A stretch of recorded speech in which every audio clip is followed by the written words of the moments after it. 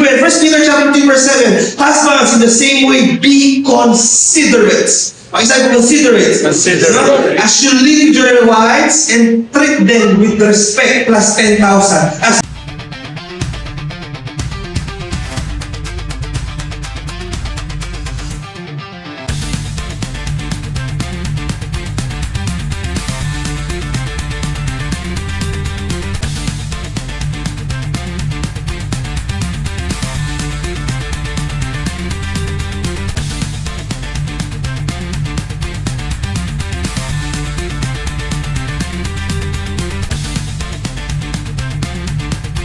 sino makakakala ng pangasawa niya po yun? Asawa kong malagun eh. Nag-average na tao, no? Grabe. Iba talaga si Lord. Diba pala pa si Lord na sino makakakala yung tao, si Jackie nasa gilid lang, tahimik, no? Wanti umiimik. Pero madaldal po ko, pero nasa gilid lang, ay maglilid ng sa church. Why? Because kapag nandiyan yung Spirit ni Lord, grabe mo ang gagawin sa atin. So this evening, I will speak to you with the preaching titled, Dominate. Pakisabi po, Dominate. Dominate. At napakaganda po ng wordplay na ginawa ng Dominate. Pakisabi naman, Dominate. Dominate. Pakisabi sa kami mo, we will dominate. And hallelujah. So di ba, lahat tayo tumayo as we honor God's word. Basahin po natin Romans chapter 5 verse 17. Sabay po tayo. Romans chapter 5 verse 17. In 3, 2, and 1. Because of one man's trespass, death exercised dominion through that one man. Much more surely he will lose in the abundance of grace and the free gift of righteousness, exercise dominion in life through the one man, Jesus Christ. Kaya tayo po ay pumikit at yumuko at manalangin, Panginoong Diyos. We thank you for your presence. We thank you for your abundant grace. We thank you, Lord God, for the gift of righteousness. And we thank you, Lord, for enabling us to come in this place and, Lord, enjoy your presence. And, Lord, manalangin kami po na hindi lang transformation, kahit puso, karibigay, at muli kami, Lord, at ating bakal na talagang iba't ibigay. And, Lord, bless you po bawat nitong KB. I pray, Lord God, that every corners of this building, Lord God, will be saturated by your most holy presence. And me, Lord, yung uling ko, gamitin niyo po ako para masabi na tama ang iyong balang ng tao, Lord. Bless this place. We honor you. We love you. This, we pray in the name of Jesus. And everybody say, Amen.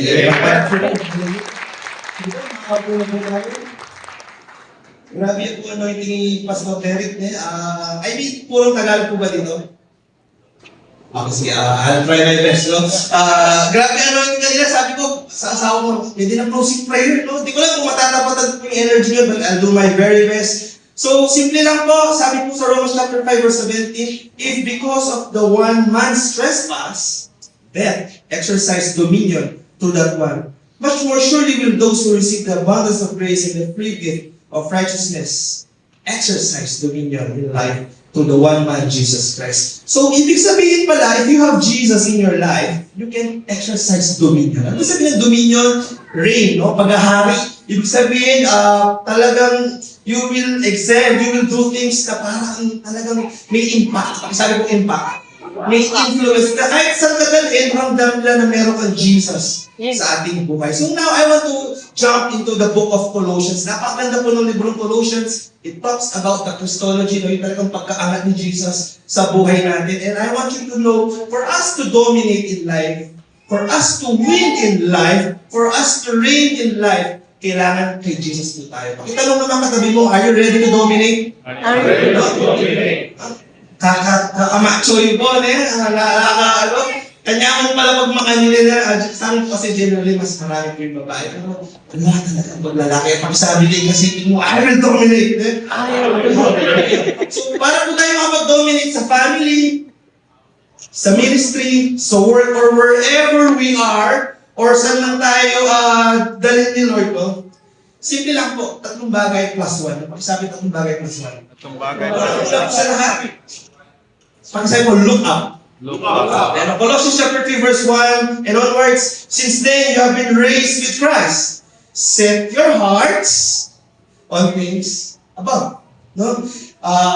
Tapos, where Christ is, seated at the right hand of God, set your minds on things above, not on earthly things. Burin na po sabihin, simple mo po, focus. Pakisabi mo, focus. Focus. Focus lang kay Lord. Naalala niyo po yung verse kanina? dun sa Romans chapter 5, verse 17, kay Jesus po galing yung abundant grace. Kay Jesus po galing yung righteousness. Amen po. So, ibig sabihin, we can have dominion in life. We can dominate because of Jesus. So, please do not sway your eyes, your hearts, your minds unto Jesus. Amen. Pagkagising mo, Lord, I will praise you. Lord, I will dominate today in the workplace because kaya benta ka. Lord, another pagsubok, pero kaya benta ka. Amen po. Nais po, just fix your eyes unto Jesus. Kaya sabi mo dito, no, verse 3 and 4, for you died. Ibig sabihin, dati tayong patay, pero ngayon, born again na. Pakisabi sa katabi mo, born again ka na. Born again. Since born again ka na, your life is hidden with Christ in God. Ibig sabihin, ang buhay mo kay Lord na. At napakaganda po ito, no? When Christ, who is your life. In short, ang buhay mo natin ngayon is for Jesus. For Jesus Christ. Amen. At kapag po dumating siya ulit, no, then you will also appear with Him in glory. Ibig sabihin po nun, since you are dead from the past, from sin, now you are living with Christ, you have the free gift of righteousness, you have this abundant grace na galing kay Lord, hindi ka pong, agad mag-excel, pwede ka po mag-dominate kahit saan mo ipunta. You will always have an impact and greater influence at makikita nila sa iyo na meron kang Diyos. Amen po. Amen. Second pointer, marami po kasi ito, no? After natin mag-look up, no? Pakisabi po, look in. Look in. Madalas po kasi sa mundo ngayon, nag-aaway-aaway, no? Because after may makita tayo, may marinig tayo, lagi tayo nag-judge. We always point our fingers. Pero turo po sa atin ng salita ng Diyos, napakaganda po ng order ng Colossians 3. Sabi niya, we have to look in. Everybody say look in. Look in. Tingnan mo muna sarili mo. Tingnan mo natin sarili natin. Amen? Sabi mo dito, put to death therefore whatever belongs to your earthly nature. Sexual impurity, immorality, impurity and lust. Mga tatay, alam ko po, visuals po tayo. Alam ko po, medyo, ang hirap po eh. Pero sana po nawa sa mga social media niyo po, please, pag may nakita po kayo, kahit cleavage lang, block nyo na po.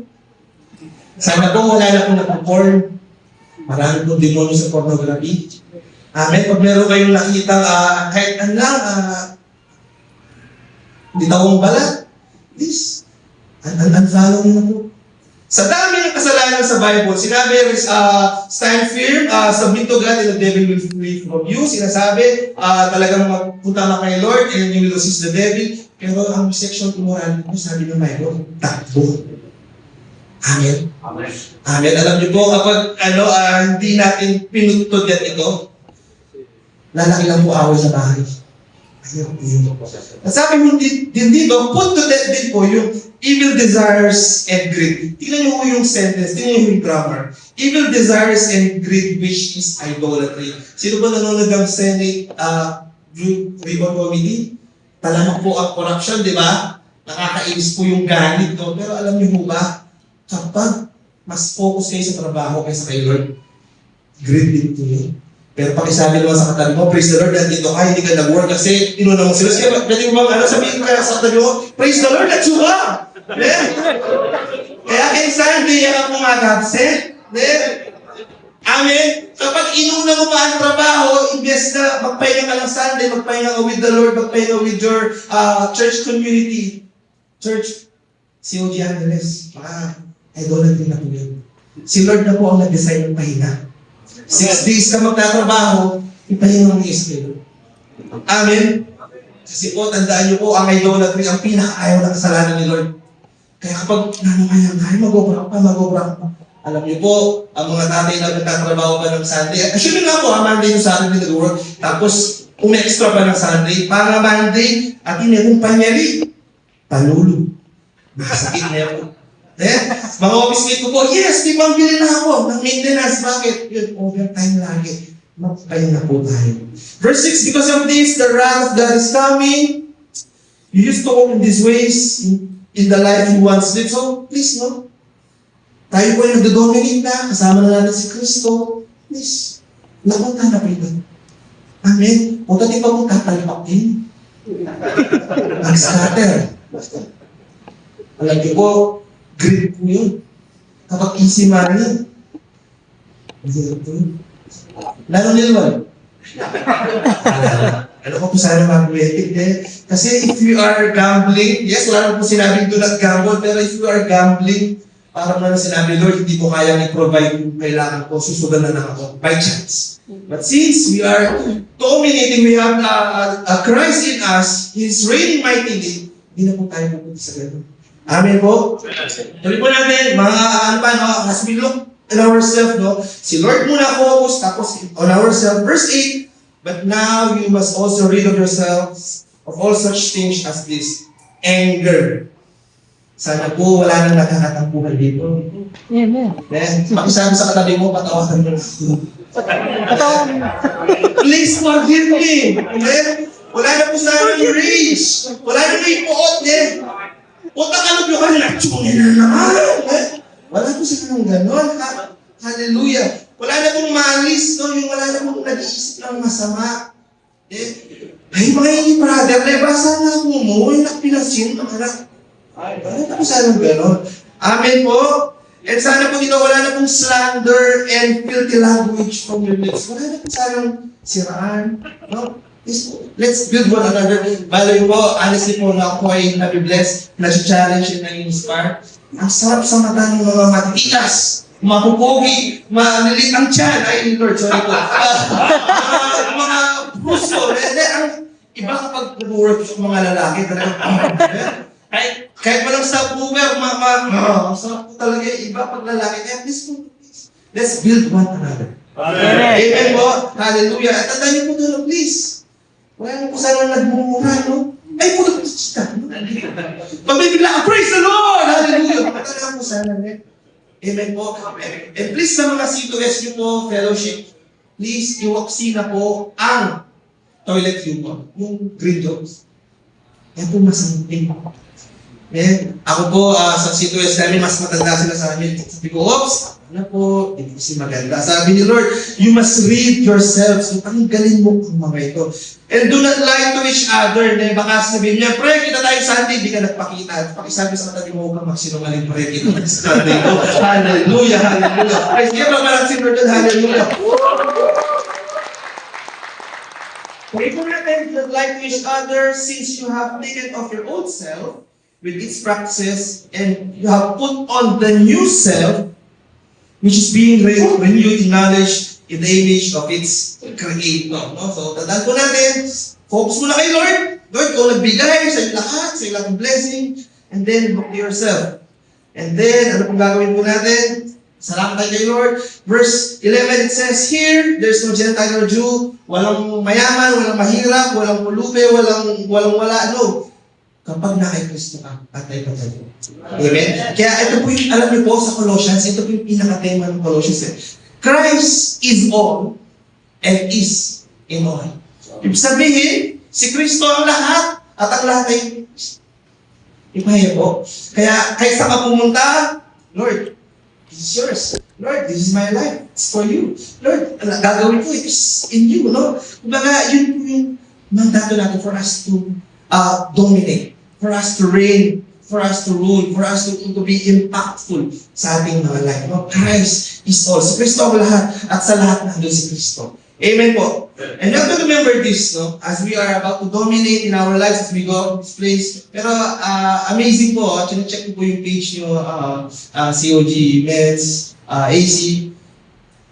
Ang daming dominate series, nakakatawa, sabi ko, ang galing, ang ganda. So ako po ay talagang na-challenge, ako po ay na-inspire. Pero please remember lang po ha, sabi ko dito, when Jesus raised us out of our sinful state of death, there's something left to do before we run free. The grave clothes must go. Kung isa tapo ka na mag-dominate, isa tapo mapunta kitang nanuman papunta lang ng Lord, tanggalin natin yung lumang damit. Isa kayo po itong, sino bagong damit? Amen. Okay, pastor.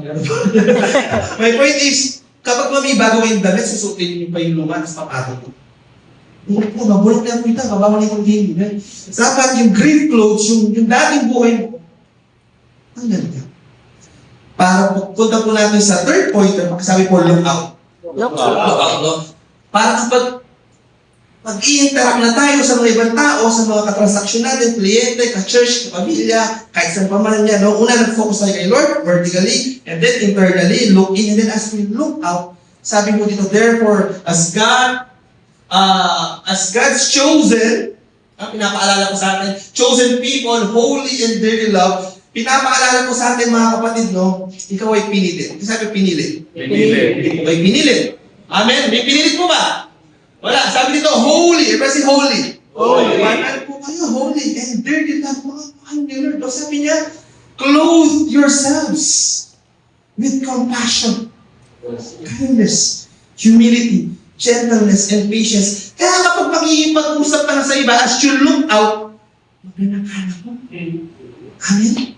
Mayang kang kasabi.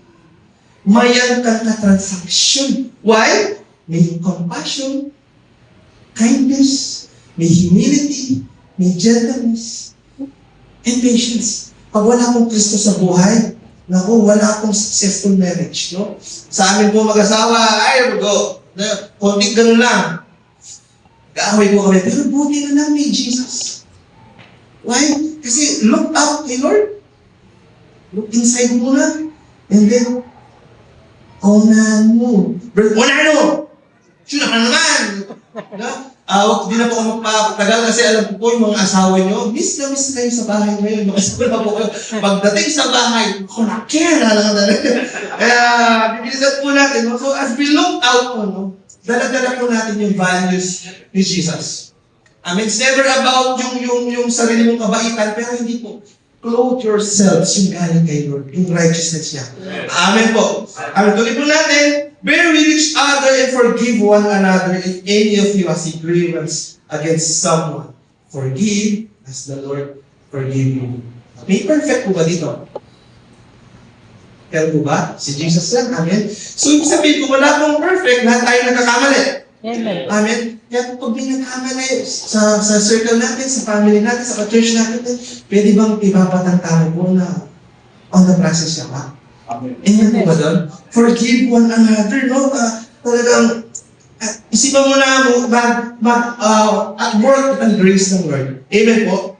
Amen po? Sometimes kasi feeling natin nilamangan tayo yung parang kawawa, agrabyado tayo, but God wants us to forgive one another. Remember, same chapter po ng main text po natin, Romans chapter 5 verse 8.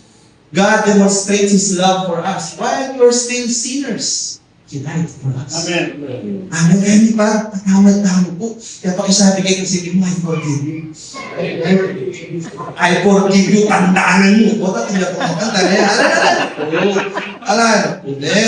And verse 14, and over all these virtues, put on love which binds them all together in perfect unity. Ito po, bonus po ito. Bonus. Verse 15. Be thankful to God always. Pakisabi ka, thank you, Lord! Thank you, Lord! Hallelujah! Sabi mo dito, let the peace of Christ rule. Let the peace of Christ have dominion. Let the peace of Christ reign in your hearts. Maghari po.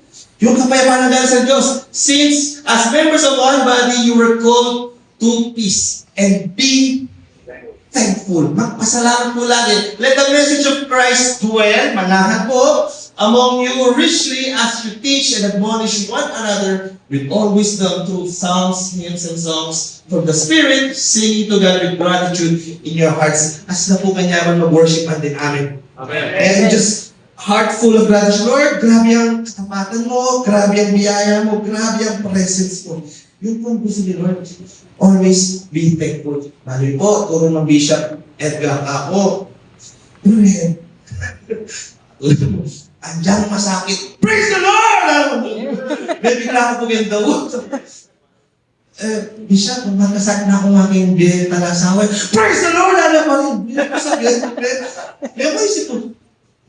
Bishop, ako pero bali po, if you are thankful in all situations, I'm telling you, iba po eh. Iba yung balik eh. Sabi mo dito, i-jump natin, no? A life in thankfulness releases the glory of God. Bali po, balong po dakal kayo lapang pamayag malapit na yung kaya nakatapos. Gusto mo po ba? I feel you. I feel you. In fact, may siraya po yung washing machine, mas stress ko yung asawa ko, ano? Ang pahinda to, manalo kayo makatipid. Baka mga 8,000, 4,000 hanggang sa may gawaya po din yung washing machine, mas na ako po. Kasi sabi ko, Lord, in-enjoy niya yun, thank you pa rin. Kaya pwede akong sabihin na ngayon, thank you, Lord. Thank you, Lord. Ano man ang sitwasyon ko. Tandaan niyo po, thankfulness is difficult to express when one starts with an attitude of entitlement. Kapag feeling natin, uy, deserve ko to, bakit ito, napasalamat, dapat naman yun. Well, hindi po ganun dapat. Kapag yung mga asawa nyo, pinagtimpla kayo ng kape, magpatimpi naman kayo. Hindi nyo, wali akong tamang pili, akong amo pili. Ako mamipiyaw. Kaya kasi nga po tayo. Kaya pwede ba tabi ka ng katabi mo? Thank you, bro. What's your name? Thank you, hallelujah. Praise the Lord. Chapter 3, verse 17, it says, and whatever you do, whether in word or deed, do it all in the name of the Lord Jesus, giving thanks to God the Father through Him. In word and deed. Pasalamat ako. Dahil ang pasalamat ko po, Chun Gaming, actually na-inspire ko sa inyo. Whenever I see men na matatag, ako ang Lord na-inspire ko. Hallelujah. So, intro pa lang po yun. Ito na po.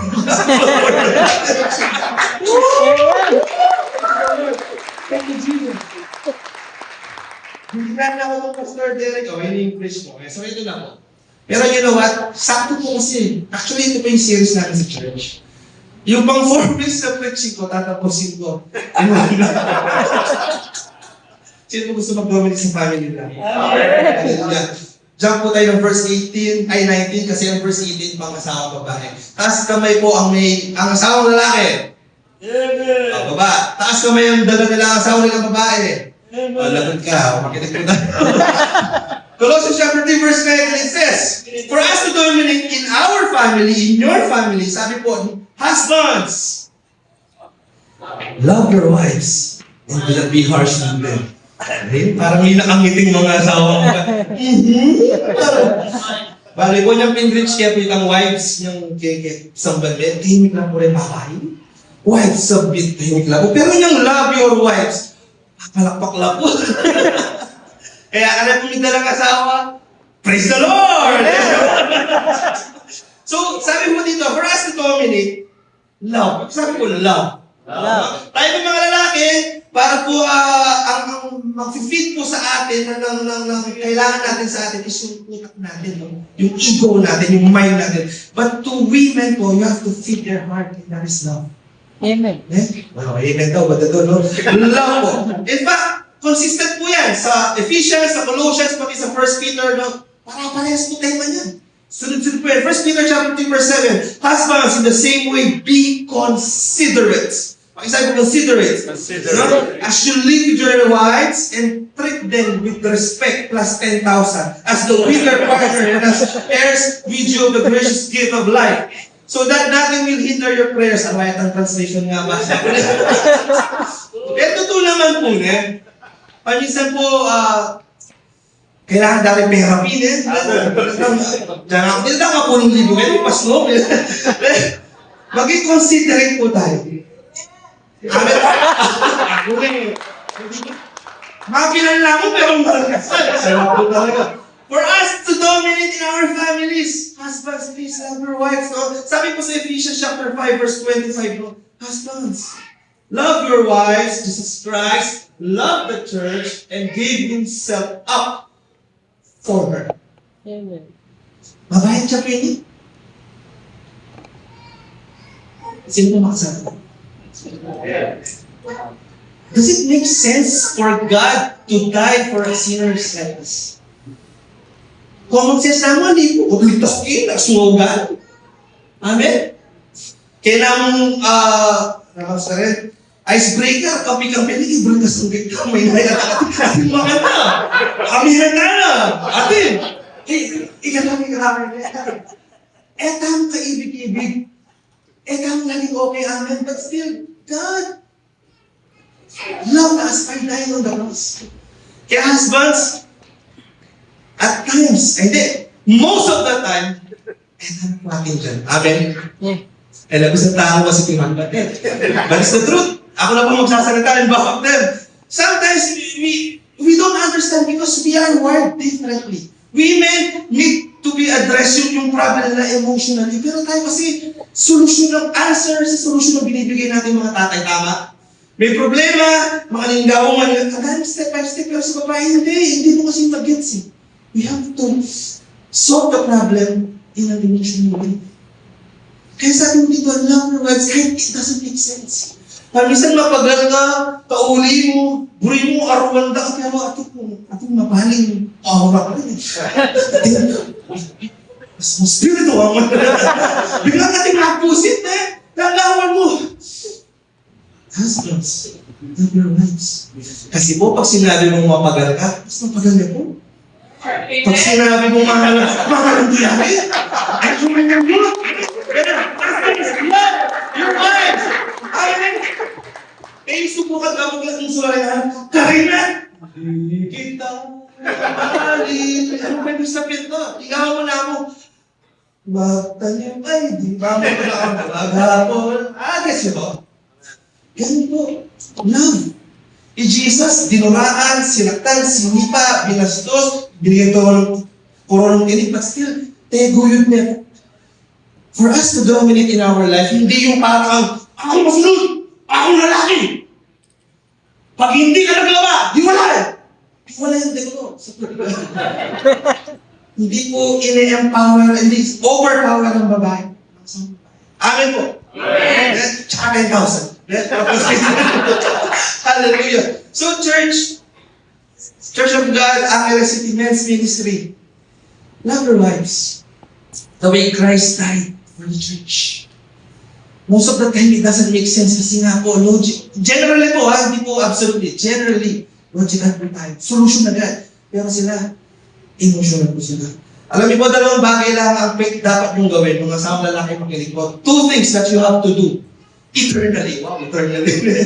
For a lifetime. Number one is constant reassurance. Everybody say, constant reassurance. Constant reassurance. Malibig ang pakiramdam na mid-live ka, day off, Delamemol, pag-spamin, massage, selling ng signature bag whatsoever, dinig na talaga na. Pinigyan mo nga ng bunga daw mo kaya. Kaya kaya na daw hindi ka peka malagulin. Tapos talagang peka na nila ng burina. Basta, gawin reyna for a day. Tapos kauli mo bali. Sabihan na kita ng asawang babae. Kaluburan mo ba talaga? Tapos bali po, asawang lalaki, as we dominate in our family. Ewan ko po, no? Hindi ko naman itong ginawa. At the back of their minds, they need to be reassured. Kaya kung ngiri at ikaw tatalang yung cellphone mo, pwede bang i-reassure mo yung asawa mo, chat mo lang yung text niya, I love you, na mga suya mahal. Sige po, gawin tayo, kasiping may uman may, nakpek man niya ako na uman eh. Dahil ako mag-brush. Sabihin mo kaya, I love you so much. Okay, i-chat niyo po, kung wala pa, awag ka muna, no? Pero, please, reassure them all the time. Kalabo mo, ang ganda mo, I love you. Balay po, pag hindi nyo ginagawa yan, yung tawag ng mahal sa'yo, pagkalayan, mahal, alala mo, iba na mo yung sinasabi. No? You have to reassure all the time. Amen po? Constant po yan. Yung mga ko, talis ko, mga kailangan po, good night, kasipin mo na yun mag good night. Ito, yeah. Reassure them all the time. Reassure them all the time. Reassure them all the time. Sino pa nagko-computer dito? Tapos ang dami naka-open na programs, ang dami naka-open na tabs, na Chrome, ganyan, no? Alam ko, gano'n ang utak ng babae. Pag-drive ko, masala yung kalangitan. Bigla niyang datang yung ondoy. Bigla niyang, ang nangyari yan. But you have to reassure them. Alam po, turo ko pa yung technique, no? Technique na hindi ko nagawa. Kapag nagtanong ang asawang babae, Ate Mami, alay ba? Naanungin kayo na, may utang niya po na. Siyempre ikaw, logical, no? Ito lang sabihin niyo po, na-offend kayo, no? Mahal, I love you. Diba, sure mo na. Hindi ko muna masasagot ngayon yan, pag-iisipan ko. Babalikan kita. Wait lang. Pero I tell you, mahal kita. Alam niyo po, ginawa niyo yun? Na-reassure you sila. Eh di, ikaw, pahagin ka muna. Mga lalaki po na yan, kung ilang mag-bike kayo, mag-jogging lang, or mukit laki bago, makiras. Ito po ba? That's step 1. Yung problema ko, step 2, gagawa. Eh, kaya po, baby ko. Kaya hanggang yung may mukit sa huli. Balikan niyo po. Then, reassure nyo, no? Madalas kasi si babae sabihin yan, hayaan mo na ako magsalita. Sige na. Pagdating mo sabihan, okay, mahal, I'm sorry, I'll do my best. I love you. Why mo? Reassure them all the time. Constant reassure. Ulo nyo yun, no? Hindi yan. Pag sinabing constant, araw-araw, minuto, oras-oras, amen. Reaction nyo mo pa minsan po, nananaginip pa yan. No, buti na, hindi ka sa nananaginip pa yan. Chicks ka na po, patay na. Explain, paano na-explain yun? But you have to reassure them all the time. Pangalawa, constant pursuit. If I say constant pursuit, alala niyo po mga nangyapa sa buting asawa nyo? Hindi nyo maalala kasi di yung pinag... di yung niligawan. Alam nyo ho, sinagot kayo niyan kasi nakita nila paano kayo nanligaw. And for them, until now, kahit 20 or silver anniversary nila, naalala pa nila kung paano sila pinasagot. Amen ba mga wives? Oh, amen daw. Tayo po din natin naalala yun kasi tayo, nung napasagot na natin, okay na yun. Sa kanila po, hindi. They are always looking for that. Kaya kung hindi po, yun na po didate, yun na po susuyuan, paglolon, lulungkot na po. Kaya po, tandaan po kung magjowa kayo, preschool yun. Kapag engaged na kayo, grade school po yun. Pag kinasal na po kayo, high school pa lang yun. Kasi hanggang sa dulo ng walong na doon pa lang magka-college po yun. My point is, constant pursuit. Paglolo nyo po natin. Amen? Sampulan nyo ngayon yung kung kaya may bisa ka, bis. Kaya naman ka, daragulo ka tuloy. Bisa. Eh, tanong yung gano'n. Meron, sukarela, bisa ka. Mabisa na po rin. Amen. Ang kailangan po natin. Madali po. Pero with Christ, since kasama mo si Kristo, God is reigning, ruling in your hearts, you can dominate your family. Amen po. Amen po. Palakpakan natin si Lord. Hallelujah. Hindi ko ba 2 hours and 30 minutes there? So, tuloy po natin sa family, how to dominate family. Ang Colossians po, after ng inuna si Lord, yung divine order niya, si Lord, tapos head, hindi po mas mataas si lalaki. So, ano lang, role and function. Pero tandaan niyo po, ang asang babae, kinuha sa ribs, sa site, katuwang, suitable, helper, essential collaborator po yan, no? Pero sa leadership po, ang lalaki po ang leader. Ngayon, punta po tayo sa mga anak. Sino pong may anak dito? Baba natin. Sino may 1 to 3 years old? Okay, sino may 4 to 11 years old? Okay, 11 to 13. Next, 30, teenager. Yeah, this message for you. Medyo magbababad po ako dito. I think about 2 hours then. Okay.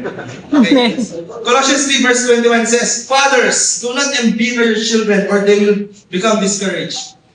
Huwag niyong hayaang maging maras sa kanila kasi mawawala po sila ng gana.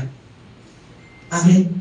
Ang hirap po maging magulang ngayon, amen. Kausap ko yung nanay ko, sabi niya, sakit maging pengalan niya. May inala po, medyo alwaya po yung generation tayo. Ephesians chapter 6 verse 4, consistent din po ang word of God throughout the New Testament. It says, Fathers, do not exasperate your children. Instead, bring them up in the training and instruction of the Lord. Mga kapatid, mga katatay, kapwa po mga matitikas at mga macho, kailangan po didisiplina po natin ang ating mga anak. Amen po? Yes. Ang hirap po ng generation. We have to save them. For us to dominate in life, no? Hasta po sa akin, one of the reason why, ito yung in-impress ni Lord sa akin, I believe, no? Kasi nung nalaman ko po yung kwento ni Eman Atienza. Yung anak ni Lawit. Nagbigtiya po. Sorry po. Nagbigtiya. Why? Akala ng mga tatay, ng mga magulang, goods lang. In fact, nung sa kong nagsito sa dati, sinabihan ko po yung mga tatay, kayo po ay provider, kayo po ang protector, kayo din po ang pastor ng mga bahay. Sabi ko sa kanila, dapat kilala niyo po ang mga anak ninyo. May na-offend. Umalis po ng church. No? Sabi ko, nasa tingin mo, hindi ko lang yung anak mo. Ayun, ang sarap kasi, nabuntis ko yung anak. Sinasabi niya, kilala niya yung anak niya. Pero, ano ko gusto kong ituro, sabihin, i-focus ko sa inyo. Alam niyo po ba yung pinakamatinding yaya ngayong panahon ito? Kilala niyo po? Pinakamagaling na katulong sa bahay. Yan. Hawak-hawak mo po. At kung nawan na, kung meron na prayers. Mag-YouTube ka pa, any remote. Tapos we expect them na maayos sila. Well-trained. Kayo nakanda, mag-social media na lahat. Excuse me, parang iyan na. Pag meron akong nakikita ang bata, I'm sorry po subjective po ako ngayon. Pag meron akong nakikita ang bata, magaling mag-English, 5 years old, talagang British accent, hindi pa ako natutuwa. Ibig sabihin, si Teacher Rachel, si Coco Melon, si Blippi, yung lagi niyang kasama. The problem with today's generation, the youth, the young people are anxious, tired, overstimulated. Why? What's this? Scroll lang, scroll. Alala niyo po niyang panahon ka ako, maka 10 minutes commercial, yung mga tama po ba? Alam niyo nga, ano yung next commercial? Tide, Pampers, Serve, alam natin yan. Ngayon, 5 seconds, skip us. Walang pasensya, generation yun. Why? I will miss you, alam, wala ka pa. Expect mo maging matured Christian ka, bala na. The problem with today's generation is, we don't know how to parent. I'm sorry, kasama po ko doon. We are striving, trying, and doing our best. And shout out po sa asawa ko, no? Ang dami ang sasabi sa mga my stories namin regarding our children. Ang talino ng anak mo, alam niyo po, ano sagot ko? Masipag yung nanay, galing yung nanay. Tutok ang nanay. Amen? Kasi po, sila po yung nagpapatay. Napaka-crucial. Yes, tatay, we are wired to provide, to work. Totoo po yun. Pero, di lang po tayo basta provider. Pastor din po tayo mga anak. Amen? So yun, sino po na-stress ang mga anak? Maminin nyo na. Bibilis ako po ito, baka umabot sa 2 hours. Sabi ko dito, the children freedom is addictive. Yung anak ko po, yung pag nasa mall, tatakbo yan. Shhh! Gagano lang ako, babalik yan. Tatakbo ulit yan. Shhh! Alam niyo ito ng pasyon, babalik yan. Pero pag ito may pasyon, na sweet, kulay yan po, bakit dulo ng Alex. Kasi to them, freedom is addictive. Pag binigay mo yung cellphone, ang saya, di ba? Pag kinuha mo, yung anak ko tuloy, hallelujah! Jesus! Mamakain na po. Ma-stress na po. Amen? Kaya, yung asawa ko po, no, nakakatuwa, pag nanonood sila ng YouTube, naka 0.75 para matagal matapos. Para hindi po overstimulated yung brain. As much as possible, please, sa mga may toddlers. Then po, turo nyo ko mag-drawing, mag-cut, whatsoever, please. Hallelujah. Sa kanila gusto ko mo kasi freedom. Next, tandaan niyo po, sino may mga anak na ages 11 to 13? No? Nung bata po yan, mga infant po yan, dependent sa atin, ang galing mo mag-alaga ng infant. Makapag-Netflix ka pa nga eh.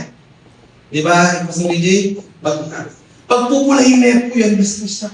Pero lagi pinupuntahan na ng toddlers, Mami, Daddy, bakit?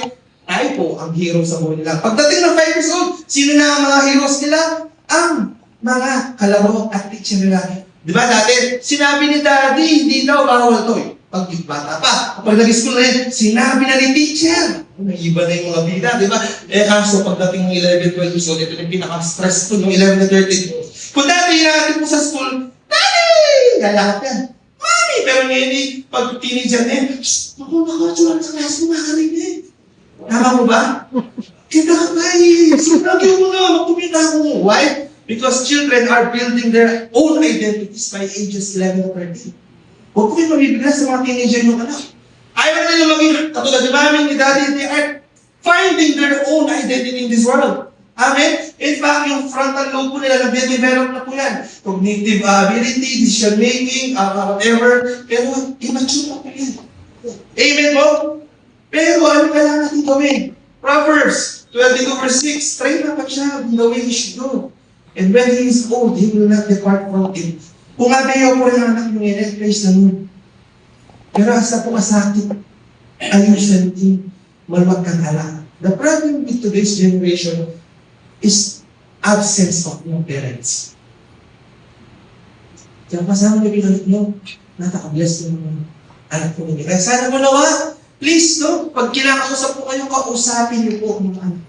In fact, meron po kami mga members na OFW. Nung napansin niya, hindi malapit po yung anak niya pag uwi niya, hindi na po siya nag-abroad.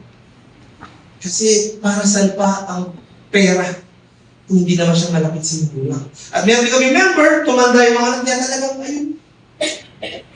Hindi sila close, pero ngayon po dahil Christ is ruling in his heart, kasama niya ang Diyos, bagyan step by step, nakakasabi na po rin natin. Kaya pag hindi kang Kristo, you can dominate in your family. Pwede mo palapang si Lord. Hallelujah. Kaya listen to this. Sino mo na-stress sa pag-disiplina ng mga anak? Sabi po ng libro ng survey, teens repeatedly admitted that they respect parents who take charge and they disrespect parents who don't. Kung yung anak niyo po hindi sumusunod, wag po kayo titigil sa paglilid. Yung asawa ko sabihin na, dati sabihan mo rin ng anak mo, pag ako na nasabi, Yumi, nauna. Pero yung mo nilawi, tapako na lang. When you take charge po, malaki po respeto nila sa inyo. Kahit hindi sila sumusunod, in fact, malaki po respeto nila sa inyo. Napansin niyo po yung mga, actually may church member po kami, pagkapatid yung anak nila, achiever yung isa, all praises po, galing mo anak. Yung isa, underachiever. Ngayon, nag-rebelde. Ang ginawa ng magulang, hayaan mo na, baka mag-rebelde lalo. Pero alam niyo po, hinayaan niyo na lang. If you don't take charge, mga tatay, bababa po respeto sa inyo. Actually, sabi ng book na binasa po namin ng galing, binigyan sila ng chance to speak, what if mamamatay yung parents mo sa sabihin mo? Alam mo naman kung sagot nila, kahit yung mga rebelde. Mami, Daddy, I'm sorry, but I really love you. I appreciate yung mga ginagawa mo sa amin, pero di ko lang talaga maintindihan yung stage ko ngayon. I'm finding myself, my identity, pero I want you to know that I love you. Please always remind me. Please text mo kung muli na ka. Please, sabihin mo, I love you. Please, mimingat ka. Gusto ko ng mga anak mo. Kahit parang ayaw, but you have to be there. Sana po pag uwi natin sa bahay mga tatay, balang pumapagal na ako, bro. Empleyado ko rin pumapagal ko, pero sana mag-uwi tayo ng pangpamilyang energy, pang-asawang energy, pang-anak na energy. Alitang kaso wala mapagal na ako, para na ako, okay? No? Pero let's be honest, paminsan miraragsa ka talaga. Amen? But please, find time for them. Amen? Listen to them. Amen? Kids don't always want to hide things or lie to their parents. They prefer to talk to their parents if they could do so safely. Safe na bang kausap? Opo, tamang salita yan, kaya anak mo, pengamuhanan mo na hindi ko talaga makikita. Ay, di na po magsasalita yan. Daddy, binagsak. Di na po magsasalita yan. Amin. Sino po nakakalangat ng tang father and son? It's not time to make a change. Just relax. Take it easy. You're still young. That's your fault. And there's so much you have to know. And find a girl and settle down. If you want, you can marry. Look at me. I am old, but I'm happy. Tuloy niyo po. I was once like you are now, and I know that it's not easy to be out. You found something going on. Take your time, take a lot. I think the very beyond, or you will still be here tomorrow. Ganda po, no? Baga, typical usapang mag-ama. Pero alam niyo po, yung sabi ng anak, and how can I try to explain? When I do, he turns away again. It's always been the same old story. Masakit. And from the moment I could talk, I was ordered to listen. Now there's no way, and I know I have to go away. I know I have to go away. Paano yun po? Kung anak tao, mga anak natin, wala silang platform, chance to speak up. Kasi, papunta ka pa, pauli na ako! Pag sinasapat natin agad, ay, huwag kang magtakam-dalayas ko. Pag wala ng peace sa bahay, alis mo. Kaya hanggang kasama niyo po, Please, anak, kumusta ka? Kumanal ba yung drama kahit hindi mo maintindihan? Hindi yun, jungkok yan. Sige, jungkok ka. Abayan niya po. Mag-email yan, o lang, may sira ng enemy turret. O sige, abayan niyo po. Hindi niyo naman tatanggal sa kanila to. Hindi na. Cellphone generation na po talaga. Please, talk to them. Kasi, pa man, no? Kaya ako, yung si Yumi, bawal lang niya akong kausapin sa dalawang bagay. Pag lumiliko ako sa highway at nagre-reverse, hindi mo Yumi mag-focus sa saglit. Tapos Daddy, blue yung sky. Daddy, what are the Christmas lights? Ang daming tanong, pero my wife taught me, entertain mo lahat. Kasi po darating ang araw pag tumanda na yan, diba na kung kausap yan? Enjoy the moment, be present. Amen. Hindi lang basta present, talagang yung presence mo ramdam. It is felt. Amen po. Amen. Ako, amin ko, mabiyak mong anime. Wow, One Piece. Kaya rin yung Sunday preaching mapagal pa karate. Ita pong 20 minutes anime, minara siyang 1 hour. Kakapos. Wala. Uy, Luffy, figure 5 yun. Play. Kasi, natatanong siya. Kausapin mo. Amen. Amen po. You have to understand this, no? Ang mga anak po natin, mabilis yung tumanda. Tayo may matanda sila din po. Please spend time in their world. No? Spending time in their world is one of the most effective ways to demonstrate that we care. Sabi niya sa ako, mag-grocery ka, tuwing mo na, baka nakatuturo, nakastress. Dali. Alam niyo ba, pag nag-grocery ka, sumakay sila sa push cart. To you, that's a chore. Duty, but to them, that is their whole childhood. Please be with them. Lalo kung sinakayang advang token yun ng kahit. Lalo kung mag-window siya ng kayo. Please spend time with them. Hindi mo na mababalik ang nakaraan. Baka dumating ang araw, Daddy, magkano per day mo? 2,000. Example lang po. Ayun wala na yan. Bayaran yung doon, mag-date ka. Sana kumapa sa ganun. For us to dominate in family, please. No? Yung mga anak natin, samahan natin. Tell them you are on their side. No, there are still consequences, but you are safe and I'm going to support you. Mga tatay, please, no, may mga anak tayo paminsan at ilang sungin, pero just remind them, anak na ka pa rin, tatanong mo, hindi consequences pero achieve mo, kumisakap ka man, kaya din mo. Ito ka ba yun? Let's be on their side, amen? Kasi po, kids tend to stop talking because they perceive tayo as rotten listeners, lalo na mga tatay, hirap yung di ba? Amin po ba mga nanay? Ayaw na. No, we are rotten listeners. Ayaw na mahabang usapan. But we'll open up when we prove we're safe and calmly acknowledge their feelings before addressing a problem. Please, pag po sasabi lang, ako pa nag-react. Lahat ng problema, tsupong pakiramdam po. Okay po ba yun? Amen? Amen. Nakita ko po ang post nito sa social media. Real talk po sa mga Filipino parents dyan. Pagkatapos sa mga anak nyo at hindi kayo kinakausap, I'm sorry to say, kayo po ang problema. And I don't want that to happen to us. Ang hirap po nun. Amen? Kaya please, when you teach them, kids appreciate rules more when they understand the reason behind them. Amen po. Ephesians chapter 6 verse 4. Diyan tayo, fathers, do not exasperate your children. Instead, bring them up in the training and instruction of the Lord.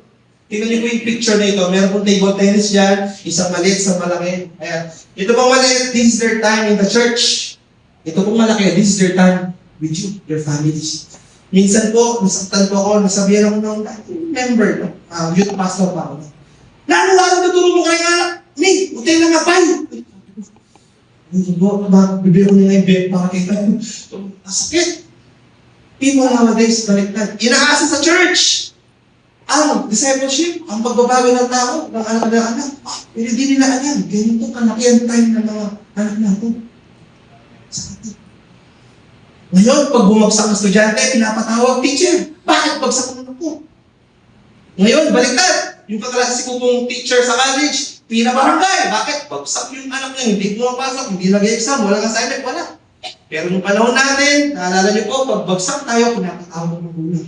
Ngayon kasi, inaasa natin sa iba ang discipleship. How can we dominate in our family if hindi tayo ang nag-disciple? Tandaan niyo po, discipleship starts at home. Amen? Discipleship starts at home. Ngayon po, di na niyo akong gugupitan, gagawan, discipleship mo na po. Amen? Second pointer, dapat yata ng 9:30. Do you want to dominate in your work? Amen. Okay pa po ba? Or next anniversary na lang pa? Ano na lang po, what is nice na? Please bear with me. I'm pouring out my heart here, no? I'm not saying this dahil na perfect po namin. No, hindi po. Nag-struggle po. In fact, ako po, mas bata sa mga sinisitues ko. Pero when I listen to them, grabe. Iba po talaga. So, how do we dominate in our work? No? Sabi ko dito, verse 22, slaves, obey your earthly masters in everything, and do it, not only when their eye is on you, and to curb their favor, but with sincerity of heart and reverence for the Lord. Mga tatay, alam ko po, hindi natin kaya hindi magtrabaho. Tama po ba? We are wired to work. Why? Si Lord po ang nag-ording yan. Si Lord po ang talaga niya, may akta. Genesis 2, sabi niya, work. Work. Work. But the problem is, ang work nagiging duty, nagiging chore, nagiging hassle. Nakalimutan natin ang trabaho ay regalo ng Diyos. Amen. Amen. You have a work now kasi blessing ni Lord yan. Amen po. Kaya dahil blessing ni Lord yan, sana nawa yung work na yan, hindi yan magpapalayo sa'yo kay Lord. Amen. Ang trabaho niya, nawa sana mas magpapalapit pa sa'yo. Kasi galing kay Lord yung work mo. Amen. Kung ang work mo ngayon hindi maganda, let's say ang pangit na schedule, pwede kong ipag-pray yan. I remember, no, kung di lang po kung wala sa DPWH, baka wala ko dito ngayon. Nasa Senate ko. yung freshly graduate po ako, nasa DPWH po ako, pero nakita ko po yung ano man niya talaga eh. Susugal na, sorry po dati. Pero grabe po. Sabi ko, Lord, give me a work that will honor you and makakapag-serve ko. Dinala ko sa land bank. Monday to Friday, 8 to 5, field work pa, so alam yun, serve ako kay Lord. Kaya please remember to dominate in your work. First, please remember blessing the Lord sa inyo. Amen. Amen? Regalo sa iyo yan. Kaya when you are working, hindi si boss. Hindi tayo sumisit. Hindi gano'n, no? Hindi po tayo nagpapalakas kay boss. Palakas po tayo. Amen. Amen po. Alam niyo po, kala ng iba, pinopromote yung mga magagaling. Hindi po, pinopromote ko yung mga mababait. May sabi sa katabi mo, kabait ko. Mag-promote na ganyan. Dati kang ground floor, second floor na kayo. Pero hindi po. Balik na rin natin. Imagine kayo po ang boss. Ano pipili nyo? Yung magaling o yung sumusunod sa'yo? O yun naman pala eh. Sumunod kayo sa boss yun. Pastor, ganyan yung boss namin. Makanya po ugali. Ba? Romans 13 verse 1. All authorities established by God. Amen. Amen? Diyan mga niyo po kasurang ugali yan. I'm sorry siya. Kasurang ugali. Pero yes, boss, hanggat wala siyang pinapagawang masama, hanggat wala siyang pinapagawang makakasala ka, hanggat wala siyang pinapagawang masisira ang faith mo, wala lang. Yun po yung mga pinopromote. Baka tinitest ka lang. Amen po. Do it with sincerity of heart and reverence for the Lord. Lord, ito po yung worship ko. Lord, ito po yung bali po, mananong po kiloblan ba? Taga-slide po talaga natin yung youth po. Wala po akong alam sa pagiging praise na. Pero sabi ko lang, open baller, sir, I love God. I make disciples. I impact this world. Wala po akong alam. Pero dahil si Lord yung inuna mo. Ayun, na-hire po agad. No? Na-hire po agad. Nagulat po yung mga katrabaho ko. Kabago-bago, 2 weeks pa lang may proposal for regularization. Sino ba itong privilege na ito? Sabi ko, no? So, 2 weeks pa lang for regularization na. Na yung mga kasama namin, 7 years, 10 years, 5 years, bago mag-regular, wala nang 2 weeks. And then nagulat sila in 3 months, regular na po. Tapos sabi ko, Lord, I want to honor you in my work. I want to dominate in my work, Lord. Gusto ko mag-serve, O God, habang nag-work. Alam niyo, boss, syempre, let's pray. Talagang sabi ko, Lord, I really want to serve you. And then, from Manila po, nagpalipat po ako ng Pampanga. Yung iba, inaabot ng 2 decades, 1 decade, para ma-home base. Ako po, alam niyo po, 1 day na. Sabi ng boss ko, mapalipat ka? O, sige, ganyan. Tinawagan niya po yung boss sa Pampanga. Ganyan, kilala mo si Fred. Sabi nung basta, may bakante ba dyan? Wala po. May mesa ba dyan? Wala po. Sabi nung boss sa Pampanga. Tapos, may pupunta dyan si Fred, doon yung nung mesa. Diyan siya bukas. Sigman nyo na, yung imposible, pero kapag may presence ka ni Lord, gusto mo siyang i-honor, you want to dominate mo, si Lord na po magpa-process. Kaya nung paalis po ko, sabi nila, meron ng swerte sa dictionary nakalagay ng Redbridge, pero di ko swerte tawag doon. Will of God. Amen. Kaya gusto nyo pong umayos ang buhay sa trabaho, unahin si Lord. Look up, look in, look out. Amen. Amen. Last and final, wow, di tayo ako na 9:30. Praise the Lord. Yan na po marano. Amen. Ano pa? Magko-Colossians 4 and 5 pa po tayo. Joke. So, Colossians chapter 3 verse 23, it says, this will be my last and final verse. For us to dominate in our ministry, taas kami may ministry. Amen. Kung wala pa, I'm praying that God will bless you with a brand new ministry tonight. Sabi mo dito, whatever you do, work it with all your heart as working for the Lord. Not for human masters, since you know that you will receive an inheritance from the Lord as a reward. It is the Lord Christ you are serving. Sometimes, nakakapagod po mag-serve amin. But you have to remember this. Pag mamulat ng basbol, good evening po, welcome, you are serving Christ. Amen. Amen. Kapag mamalis ka, Lord, balayan mo. Amen. Kapag taga-pitik ka, Lord, I want to unlimited excellence for you. Amen. Kung martial ka man, dahil makatakot kay tsura, martial ka ulit, Marmita, you are serving Christ kay ni po. Manay po, the next pastor po, you will welcome po. Kahit kulang yung ngipin mo, basta magandang ngipin mo, kaya Ashley, you are serving the Lord Jesus Christ. Paano po, katang little things, katang menial task, mundane task, if you're doing it for the Lord, God is more than able to promote you in ways that you can even follow. Sa mga bagay na, grabe ka. Amen. Dati ko mong teterak church, hindi na pwedeng tumerak manong. Yes, who would have thought? Itang piya ka magulo, piya ka malikot, piya ka mangye, piya ka abnormal in church. Si Lord na nag-elevate. Why? Sabi ni Lord, you can dominate kasi kasama. In fact, hanggang mayarin ako, Krishna, hanggang ko pa rin. And then, sabi ko pa rin, relax kayo, pero actually, pas ko mag-relax kasi kung gagawin. But kahit ordinary ka, average ka, if you have Christ in you, and you understand the abundant yung grace niya, at yung free gift of righteousness niya, wala kang excess baggage. You have dominion in sin, in death, kaya kung magsaserve ka, magwalas ka po free. Malaya ka para mag-serve. Amen. You can dominate kasi it's Christ serving you. I remember way back 2023, pakita niyo ba yung picture? Bago po ako senior pastor noon, ako po alam na ako, kailangan po mag-men's C2S kasi po wala po yung C2S na tatay dyan. Ayun po si LJ, asawa ni Samantha. Sobrang struggle ko po noon. Amin ako po niya, panagalan po ako rin tatay. Nang oras ko, pumunta lang kay Santa Ana po talagang hakantingan ko lang po. Legit po yun. Tapos, thank you kay Pastor Derek, panayang mga ulit. Kung saan yung mga tatay, hindi po siya negative po yun. Nasa-challenge po ako, pero aminan ko po, umiyak po ako. Sabi ko, pas lang na ako po. Apay kayo, apay kayo, apay kayo. Yung lagi siya sabi, apay kayo, yan, apay kayo. Kasagad Lord. Tapos yung unang men's fellowship pa namin, may nagalit sa amin.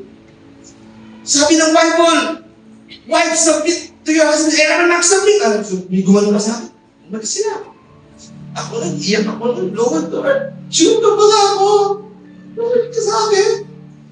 Si Pastor Ben, tuloy lang. Tuloy maghihirap. Tuloy. Nadaya akong puso. Legit me. Sobrang agawang ihipin. Ako may mentoran ko yung mas maganda sa akin. Ako may mentoran ko yung 28 years anniversary. Kami laging on and off. I'll be honest, no? Hirap. Pero you know what? Pag nasa yung presence ni Lord, kahit masakit, you can dominate because abundant yung grace. My grace is sufficient for you sa Lord. Amen. At mas malakas ka when you are with wife kasi si Jesus na pag-open you. Amen. At hindi ko po makakalimutan, grabe talaga sabi ko, Lord, Lord, di na itong mindset na po sa akin, pero bagay po, ganyan, praise the Lord. Sige, pakita next picture. Ang dami na po, ang dami na po nila ngayon. Ubus ang bulsa.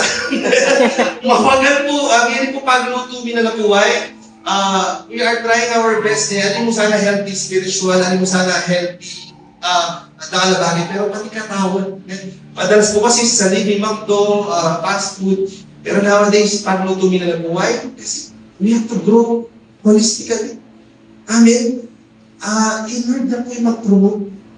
In-Lord na po yung magparaan. In-Lord na po yung magpalago. Anong gagawin lang natin? Look up. Look up. And I want to end with these last 2 slides.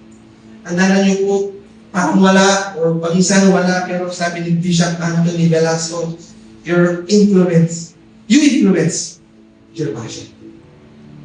Yung passion na yun, hindi ka isip, ako po, matamad. Ako po ay introvert, gusto ko sa bahay lang. Pero pag si Lord, pinulong tayo ng kanyang grace, yung passion mabubuhay ko.